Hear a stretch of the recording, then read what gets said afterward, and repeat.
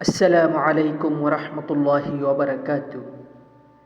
সুপ্রিয় দর্শক ও শ্রোতামণ্ডলী, রসুল্লাহ সাল্লাল্লাহু আলাইহি সাল্লাম আজ থেকে 1400 বছর পূর্বে একটি হাদিস বর্ণনা করে গিয়েছে, যেই হাদিসটির বাস্তবতা বর্তমান প্রেক্ষাপটে আমরা দেখতে পাচ্ছি। এই হাদিসটি হলো মুসলিম শরীফের 5475 নম্বর হাদিস। রসুল্লাহ সাল্লাল্লাহু আলাইহি সাল্লাম ইরশাদ করেছেন, সিনফান মিন আহলিন নার লাম আরাহুমা কওমুন মাআহুম সিয়াতুন কাআযনাবিল বাকরি ইয়াদরিবুনা বিহান নাসা। রসুল্লাহ সাল্লাল্লাহু আলাইহি সাল্লাম ইরশাদ করেছেন, জাহান্নামবাসী দুই প্রকারের মানুষ, আমি যাদেরকে এই পর্যন্ত দেখিনি। একদল মানুষ যাদের সঙ্গে গরুর লেজের মতো চাবুক থাকবে, তা দ্বারা তারা লোকজনকে মারবে।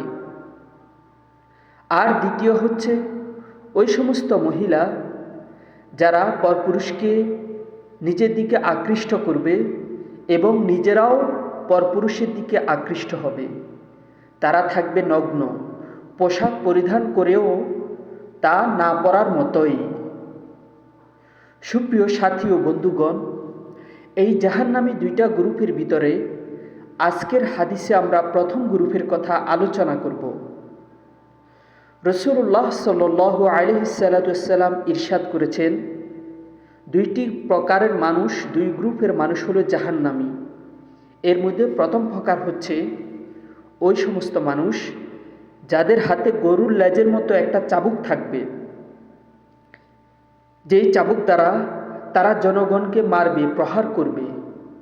বর্তমান পরিস্থিতির আলোকে আপনারা দেখতে পাচ্ছেন, সোশ্যাল মিডিয়ায় ভাইরাল হচ্ছে যে কারা তাদের হাতের চাবুক দিয়ে জনগণের উপর অত্যাচার করতেছে আর জুলুম করতেছে। রসুল বলেন, নিঃসন্দেহে এরা হলো জাহান্নামী। সুপ্রিয় দর্শক, শুধু তারা মানুষদেরকে মারতেছে বিষয়টা তাই না, বরং তারা মানুষদেরকে অন্যায়ভাবে হত্যাও করছে। রসুল্লাহ সাল্লাল্লাহু আলাইহি সাল্লাম ইরশাদ করেছেন, قال النبي صلى الله عليه وسلم أول ما يقضى بين الناس بالدماء। হযরত আব্দুল্লাহ রাদিয়াল্লাহু তাআলা আনহু থেকে বর্ণিত, রসুল্লাহ সাল্লাল্লাহু আলাইহি সাল্লাম ইরশাদ করেছেন, কিয়ামতের দিন মানুষের মধ্যে সর্বপ্রথম হত্যার বিচার করা হবে।